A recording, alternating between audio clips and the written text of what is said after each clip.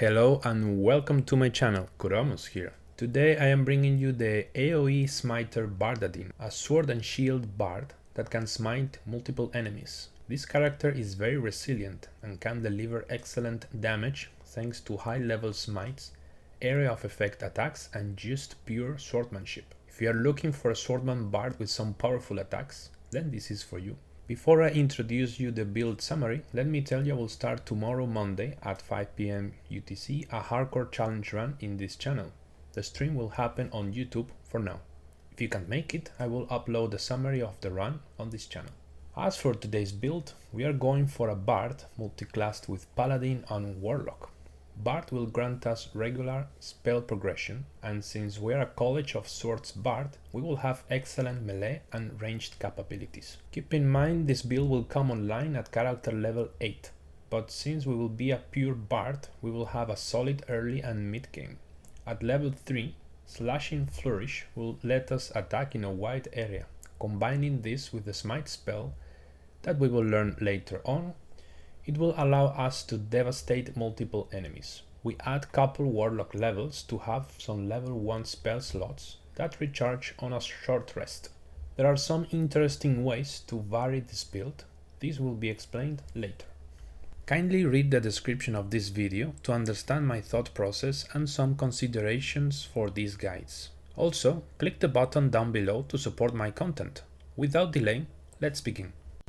So we start our journey as a bard. We get to choose some cantrips and level 1 spells. As for our abilities, we will focus on dexterity and charisma, since dexterity will be our main stat for attacking, as we will be using finesse weapons. Something to consider here is that we will not have access to shields as a bard. So for this build I will recommend you a specific race, for example a human or a half-elf.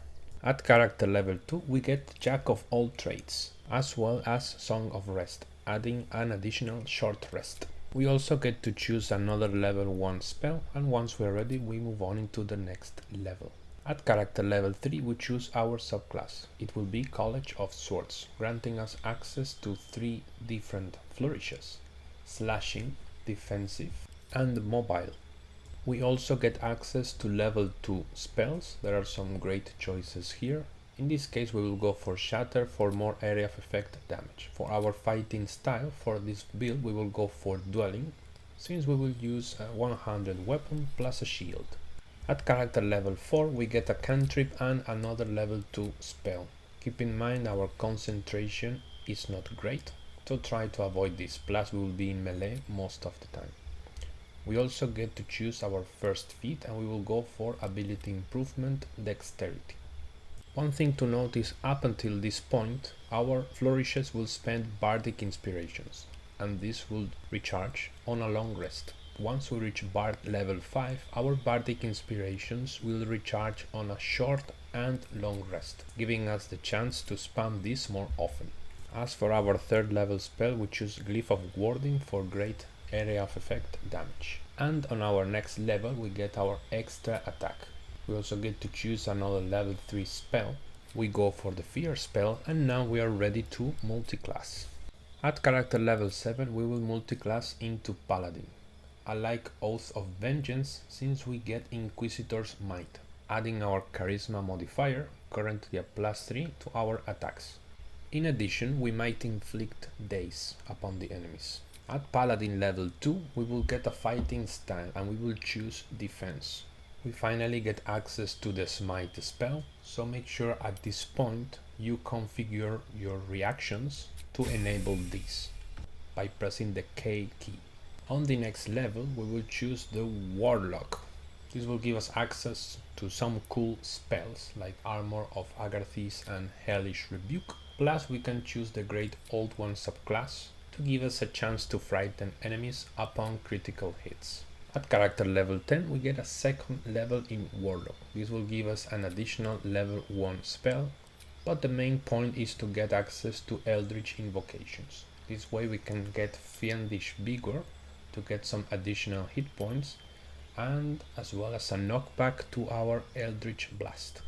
Now there are some alternative ways to build this character. You can see some combinations you can do on the screen. And for example, if you go for the warlock 4 alternative, you can even start at level 4, adding your ability improvement points into charisma instead of dexterity, and then you get to choose Pact of the Blade. However, this will come online quite late. As for this build, we will focus on the Bard 8, Paladin 2, Warlock 2. Now I show you the items that I'm using for the combat showcase. As usual, not extremely overpowered items, just to show you how the build works and the skills you can utilize. At this point in the game, probably you have better items and you can strike much harder. Also keep in mind that this character really benefits from dual wielding crossbows, so you will use this most likely before using Eldritch Blast, for example. We currently have Long Strider, Shield of Faith and False Life. So for this fight, as usual, we try to assassinate the magician as soon as possible. We managed to defeat him in a single strike, and then we move on into the dwarf, since it is the most dangerous enemy. Currently we have armor class 24 and a total of 23 with the Shield of Faith. However, I do not have much faith that this will last for too long.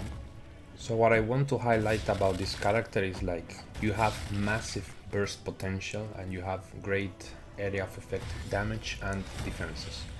Keep in mind, with the slashing strike you can hit 2 enemies with a single blow. With the defensive flourish you can get +4 to your armor class, so from 24 you will go to 28 with the current equipment. And with the mobile flourish you can knock people back easily. Here we apply Inquisitor's Might, so our attacks will do a +3 damage equal to our charisma modifier, and here you can see how we trigger 2 smites with a single blow. And the dwarf gets completely obliterated. And then the second strike, we just managed to beat down the second enemy. Unfortunately, when using level 1 smites, the game will utilize your regular level 1 spell slots before the warlock spell slots.